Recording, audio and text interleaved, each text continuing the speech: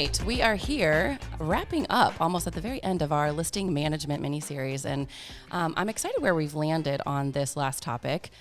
This is about price adjustments today, and I love where you decided to take this as far as 10 principles for effective price adjustments, rather than saying, when you go to talk about this at day this, here's your script, let's go through that side. So I feel like this is going to be a really helpful way to frame this, and I also thought it was a really good wrap up of everywhere we've been. It kind of sums up a lot of things we've been talking about. So yeah, I'm excited. Hopefully we've got the gist of how to do price reductions, and there's plenty more to learn, and we can brush off some skills. But yeah, I think we're attacking this more from a maybe philosophical and a very holistic angle, and it's more about how we should be thinking about price conversations and price adjustments in a shifting environment. So yeah, I'm excited. We've got 10 principles, and I know what your plan is here, but I think we're just gonna jump in and talk. Probably start with number one. Yeah, probably go in order. That's kind of how I roll. The first one actually might be one of my favorites, just because this is something I say all the time ad nauseum.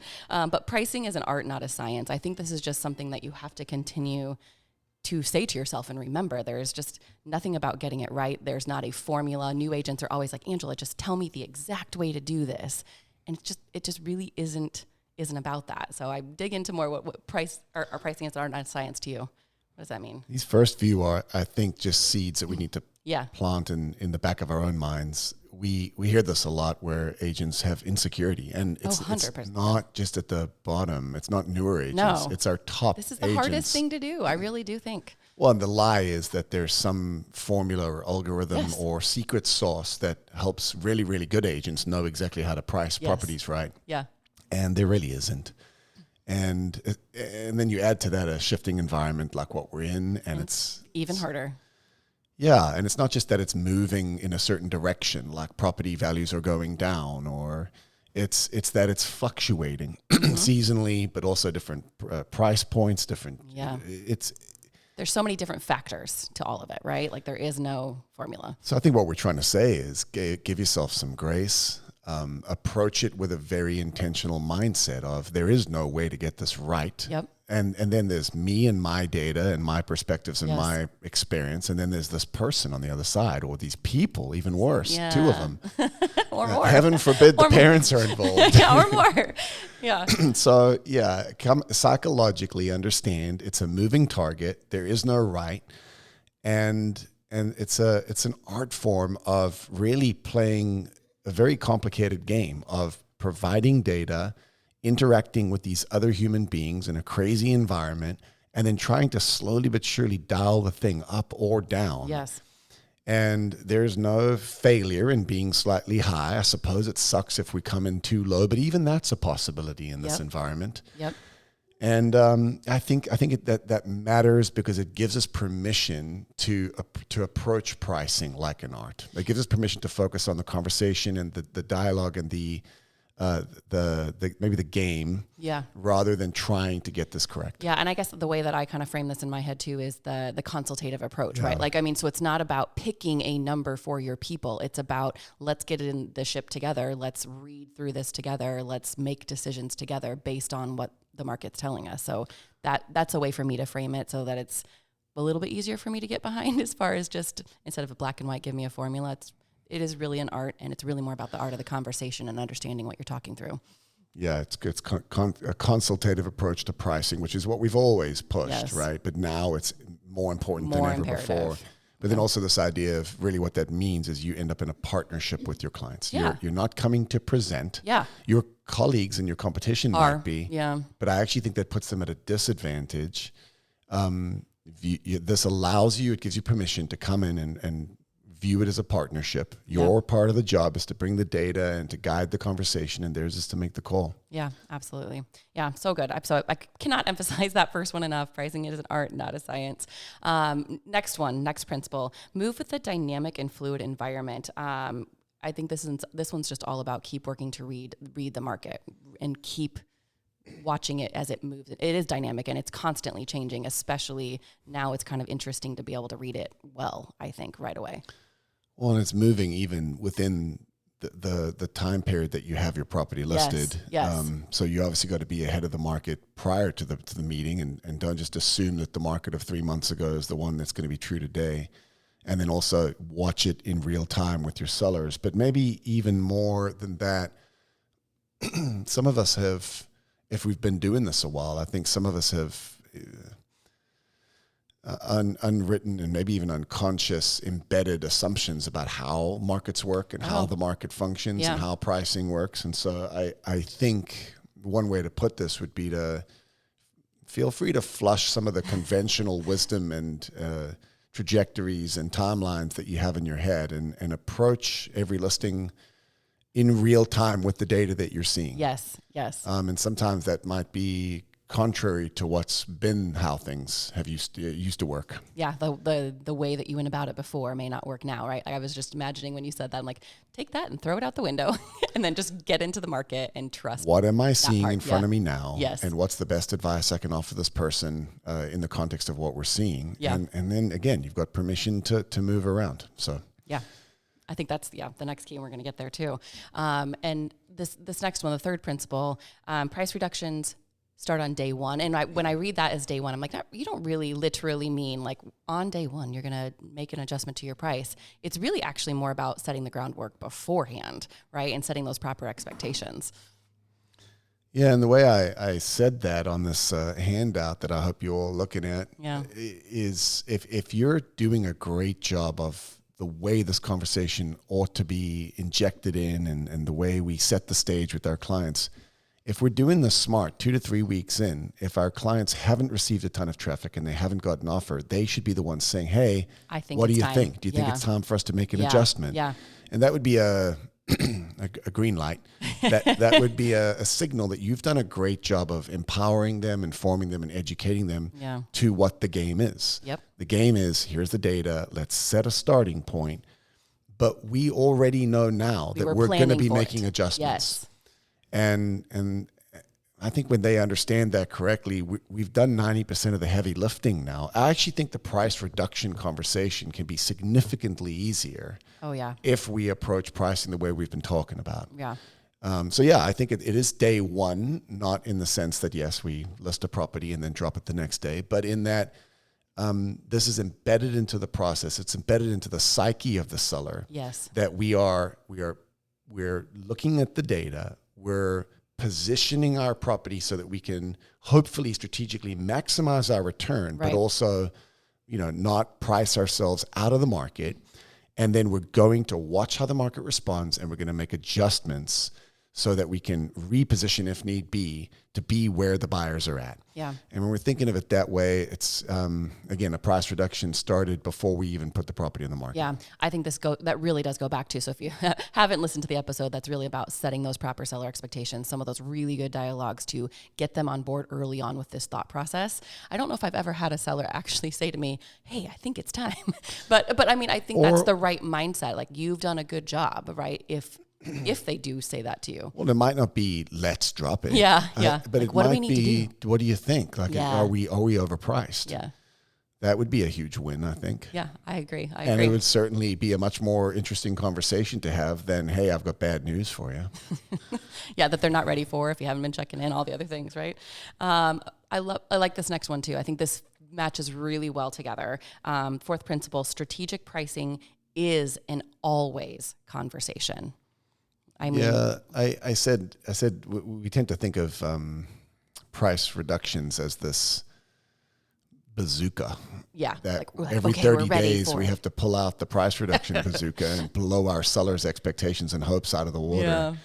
And it's going to be a battle, right? We're going to come in ready to do battle. And so it's very much related to the first, to number 3. Yes. Price reductions begin day one. But I think maybe this connects in my head more to the weekly conversation that we're having. Exactly. And the balance here is that you cannot position yourself in a way that your seller just constantly feels like all you're trying to do is beat them over the head to get the price down. You have to nuance this and balance it, teeter-totter with, look, I work on commission and I want to maximize price, and the more I can get for you guys, that's my goal. My ultimate goal is to maximize your return. That said, we know that we've got 30 to 60 days before we need to have this property in a contract because you got to move on. And so I think every week, although we might not be beating them on the head for a reduction, we're always talking about the property and how it's positioned. We're always bringing up the feedback that we're receiving from our colleagues inside of our office, but also from every single showing.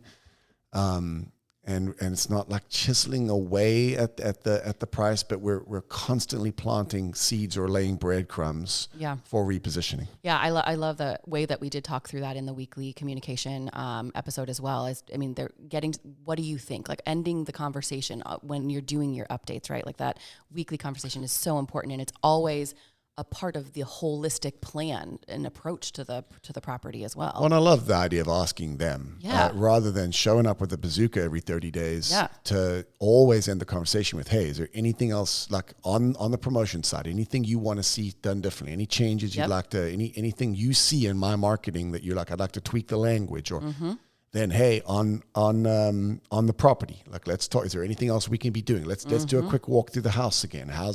How's the staging looking, whatever it might be. And then, hey, is there anything on, are you guys, any changes you think we need to make to reposition so that we're at the front of the pack? Yeah. And I feel like, again, that goes so much back to the setting those expectations. It is just a part of the process, a part of the plan. So it is an always conversation because it is constantly coming up, and he brought them on board with you on that. And then this next piece, this next principle really speaks to how to go about that conversation when you're pricing relative to the competitive landscape. So as a part of your check-ins, you're constantly looking at what has changed specific to active listings in this space, right? Like what is our active competition doing right now? And we need to be in that pack. Yeah, so number 5, price relative to the competitive landscape. I pulled out the old Shift book. Yeah. The other day, I think I told you and maybe Stacy to reread it. Yeah. And there's a really cool graph in there. We need to pull this out and get it in front of everyone. We do. I thought about it. Yeah. Mm-hmm. The circle of pricing in or out of the market. And in a seller's market, it's very easy to price in the market because most of the market, any price is going to be it's going to work. Yeah. In a buyer's market, the amount or percentage of the market that's quote unquote in the market drops. And so I think that's the game that we're playing right now is we have to price in the market. And again, let's brush that concept off for everyone. Yeah, I agree. Soon. But in the market now is a smaller percentage. Fewer properties as a percentage of all the listings are selling in the timeline that they had hoped to. Yeah. And I think we're going to see that for sure at the end of the year. Yeah. So we're going to see a lot of listings this fall not realize their goals. And it's been a long time since that's happened. And I think that'll wake the market up. I think agents will wake up. I think sellers will wake up. Yep. And there'll maybe be not massive deals at the end of the year, but there'll be some deals. Yeah. So pricing relative to the competitive landscape to me means that we need to come to terms with the fact that of all the listings that exist in any given marketplace, micro market, price point, geography, there's a pack, a tranche. How else would I describe that? Grouping. A grouping of listings that are at the front of the pack that are turning over quickly. We're seeing this happen. We're seeing them still sell. We're seeing them sell relatively quickly, and we're seeing them sell for close to asking price or even more sometimes. Yes. And then we're seeing another few tranches of properties that are kind of sitting, gathering dust. And so this is what's so confusing in this marketplace right now, is it's like, well, hold on, these listings, there's nothing going on in all these listings, and yet, multiple offers. Yes. And so the game right now is we have to position our property to be in that front tranche. We've got to be in that pack at the front. And as soon as one of those sells, it's being replaced very, very quickly now by another one, equally competitive. Because inventory is not going down, more is coming on. There's plenty of listings showing up right now. There's no lack of listing inventory arriving. And so as great listings are showing up that are well-staged, well-presented, well-priced, they're selling quick and they're selling well. And then they're being immediately replaced by others. And so if our listing is not inside of that tranche, inside of that front leading pack, ultimately we're just constantly in fourth place. We're never going to make the podium. Right. And so I think that's the game that has to be played now. Positioning has to be about ensuring that we are in the market group. Yes. And that we are being considered Yes. by the small pool of available buyers that are actually transacting right now. Yeah, like I look at that as we have to be the best positioned within that pack. So you have to constantly be analyzing, okay, that one sold, we didn't look. That's interesting. Am Let's I make number sure we one take or it. number two? Yes. And the best way to do that is to flip the script, to be a buyer and play that game with your seller. Pretend you've all got buyer clients. So just flip the script. You know what buyers want. You know what buyers are looking for. Yes. And lay out the comps and ask ourselves, where are we positioned relative to the active competition? Yep. And if you're not number one or number two, there's a good chance that 1 and 2 will sell. And a great way to do this is to show the seller 30 days later that they did in fact sell. Yeah. And and now they've been replaced. And so we must move ourselves to be positioned with number 1 and number 2 and number 3 in order to be an active consideration for the buyer pool that's out there. Yeah. Price relative to your active competition. Yeah, really watch that active competition more now than ever, than in my generation anyway. So number 6, this one's another impactful maybe concept that we need to brush off a little bit. Don't chase the market down, right? Also from the book Shift. Yeah. And I was going to include the graphic on that, but what I realized is it's not perfectly fitting for the market that we're in. So if you go back to the book Shift, this is the Gary Keller book from, 20 years ago almost, when we had a market correction in 2007-8. Don't chase the market down was the idea that if you make marginal and spaced out, so every 30 days you make a marginal correction to your price, drop it $1,000 or $2,000 or $5,000. Right. In a market where prices are reducing, the problem is you never actually correct or adjust the property enough to get to the quote unquote in the market landscape. pack. Yes, exactly. We don't end up in that tranche of the first competitive properties.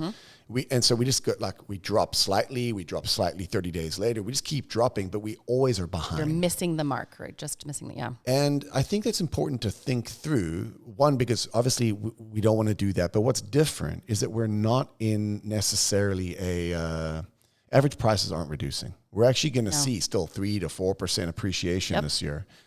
And so I didn't want to confuse everybody. It's not don't chase the market down in that context, because we aren't losing value in homes.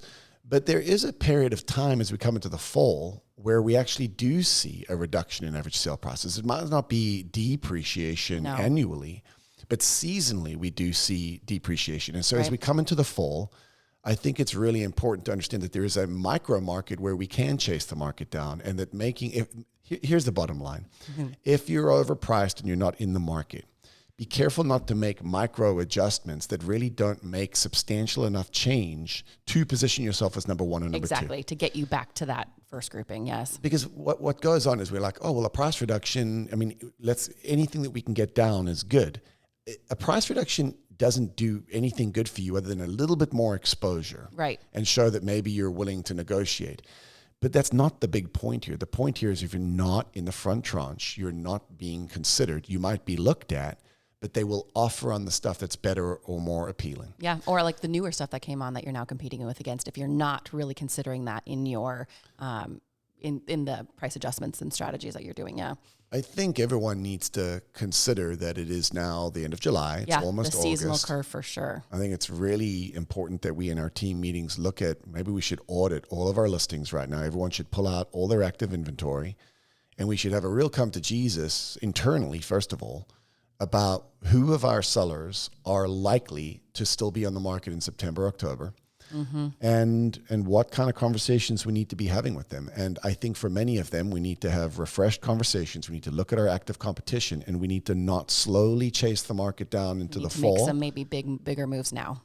I think that's hard to do, but it's the right thing to consider for our sellers. Yeah. And again, I can't stress enough, go talk to them in person for those conversations as well, as you're refreshing things.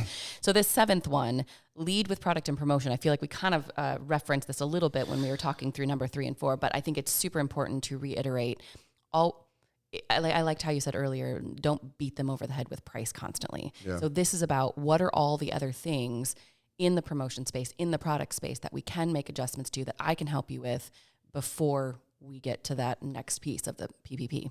I think we touched on this in the product price promotion episode, and if you haven't listened to that, I strongly suggest you do. But that PPP conversation was deeply embedded into my listing script conversation, Same, weekly yeah. updates, and monthly reviews. And I think the essence of this is you owe it to your clients to ensure that you've done everything you can to make sure that the property is properly showcased, Yeah. and that you have maximized your marketing capabilities and potential, but also that you've shown them that.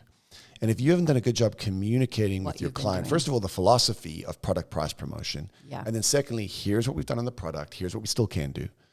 Here's what I'm doing on promotion. Is there anything else you'd like to see me change? Mm-hmm. It's at that point that a seller's mind psychologically is going to be open to saying, well, first of all, I understand there's really only 3 levers. Yep. Second of all, it looks like we're doing everything we can on the first 2.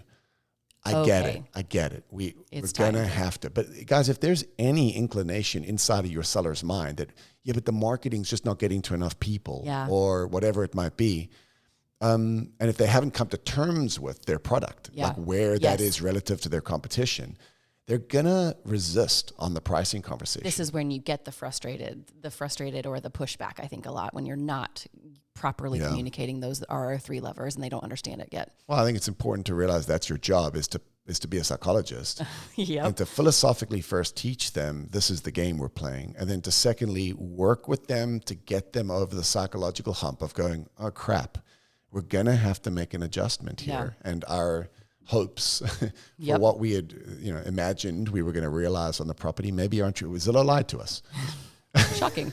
Well, and I think that's the good point there too. Like, it's not necessarily right away. They're not necessarily always completely on board right away. They may still have different expectations at the beginning, but if you have done a good job and you keep like planting these same seeds and beating the same drum on product promotion, then getting to that, like, I feel like you will get them on board with you and as you go. And it's I guess it's a fun game. I don't know how to say this, but like it is a fun thing to win people over. Oh, 100%. I love it. Not as like they resign themselves to okay, I guess we have to drop the price. It's a lot more fun to get them to buy into the game that we're playing and understand, and then make the decision Together. as an empowered, and informed consumer. So. Yeah, I love that. So number 7, lead with product and promotion. 8, get hyper local with absorption. And I mean, this is another one of my absolute favorite numbers, and not enough people use it. And I wish they would even more. So yeah, this is something I'm pretty passionate about in the absorption space. Well, we provide everyone with those market overviews where we do show by price point the absorption rate. I said it a few weeks ago. It's the most important data point because it's a reflection of both the demand and the supply side. Yeah. So we can show all sorts of data points, but nothing's gonna hone in on the actual overall health of the market better than market absorption rate. Yes. Again, because it's supply and demand side centric. I think that we just got to, here's the game. Use national data to explain what absorption is. Yes. This is at the current rate of sales, how long it would take to sell the available inventory that we have. Nationally, here's what's going on.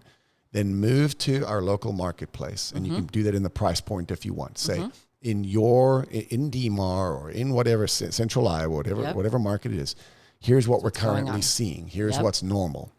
And then the only relevant place to go from there must be hyperlocal. Yes. You must now go for your property in the 4-bed, 2-bath, 2-car garage, In single this- family ranch in North Ankeny. Yes. Here's what we're seeing for month supply. Now you'll notice this is significantly higher or lower than the market in general, and it's trending downward. And here's what that tells us. Yep. But that hyperlocal data is going to be the most powerful tool you have in your tool belt to help sellers come to terms with reality. Yeah.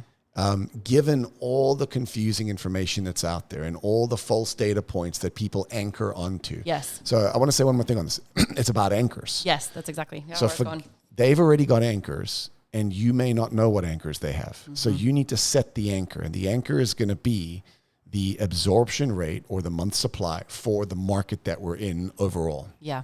And then their hyper-local data is going to show whether that's up or down relative to that anchor. Yes. And I think that's what we need to understand the game is. And this is why telling them what month's supply is in Des Moines is of not no helpful practical enough. value. No. All that is how's the market? But it's about how's your market for your property relative to that market. Yeah, So that's, I cannot stress enough the anchoring points of that, because even myself running some of the data with market absorption, getting hyperlocal, I have been surprised by what their hyperlocal was. Like, ooh, yeah, that's a different story. We need to have a different strategy for sure. And having those other story points to look back at was eye-opening enough for me to look like now they're on board too, because they see where you're at with that. And it really does make a different picture in their head when you get those other points of reference too. And you're pulling that still from the standard market absorption worksheet.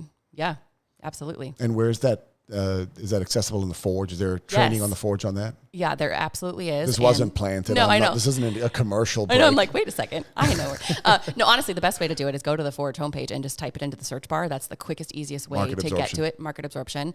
There's also a really good separate podcast on just running through market absorption. So if you've missed the recent classes, that's a great place if you're not familiar with this to get brushed off on. We've led the market on using market absorption for a decade. And I think we trained everyone very intentionally on that 10 years ago. Absolutely, yeah. I do think that's been lost, and I think I understand why. It's been lost because it hasn't mattered for the last decade. Yes.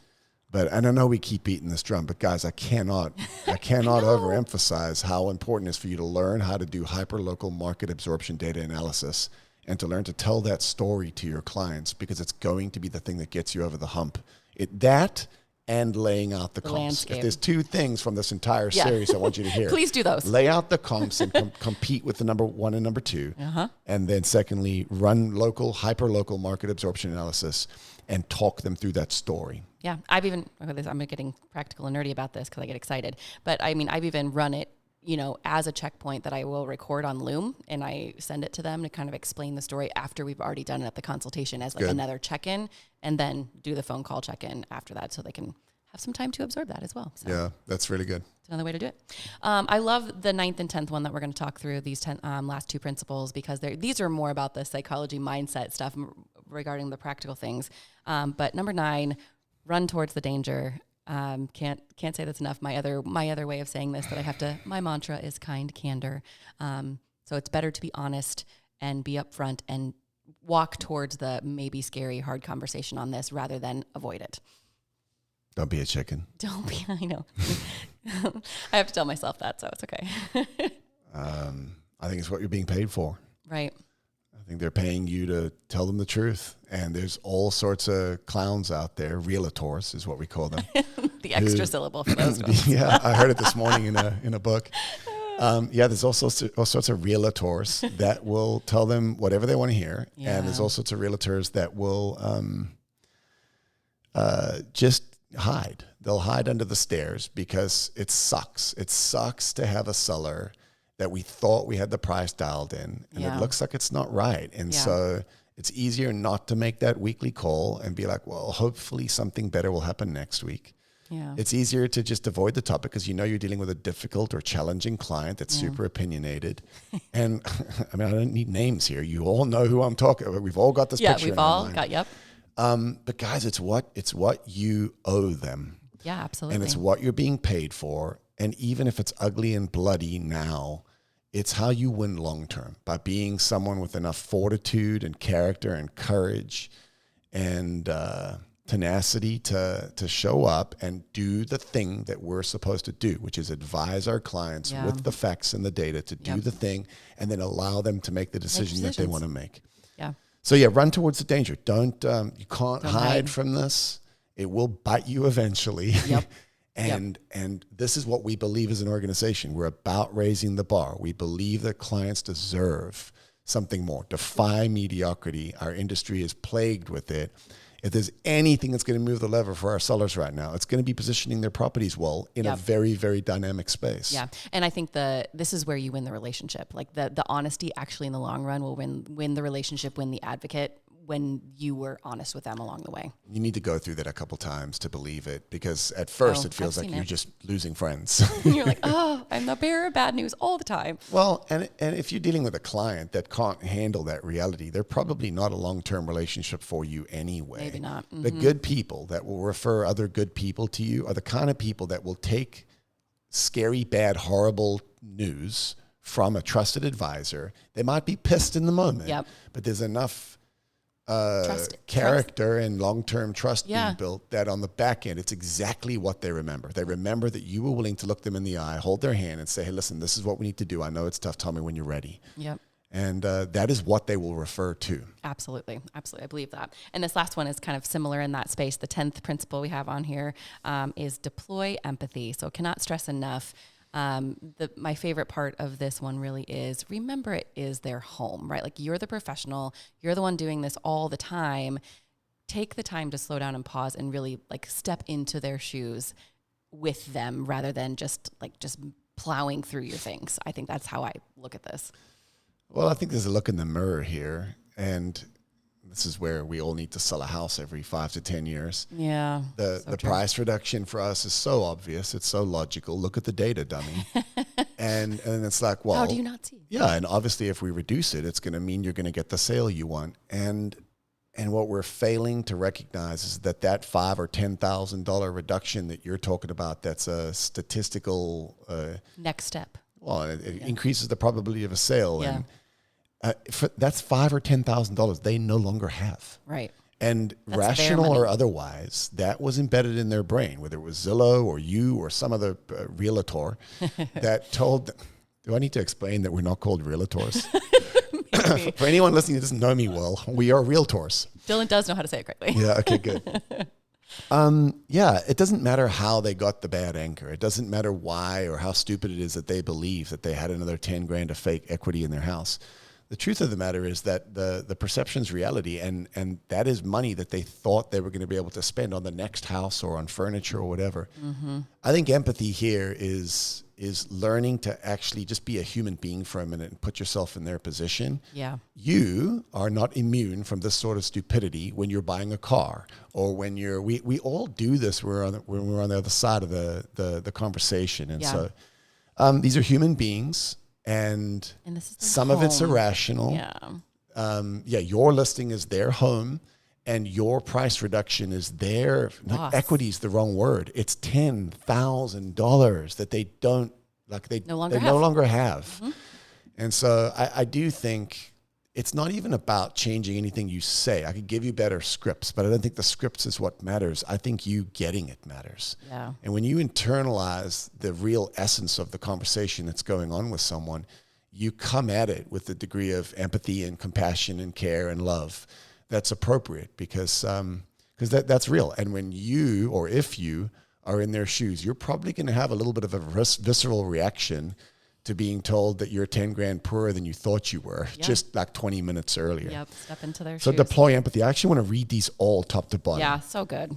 Go for Pricing is an art, not a science. You gotta give yourself grace and you gotta not overcommit to trying to have the right number. Mm-hmm. Work through the process.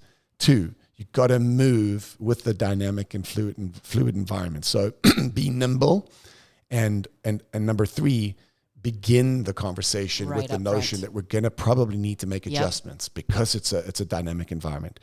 Number 4, always be discussing price, but I'll jump to 7. Yeah. But do it strategically by discussing product and promotion first so that you demonstrate that you've done your part before asking them to do anything on price. Yep.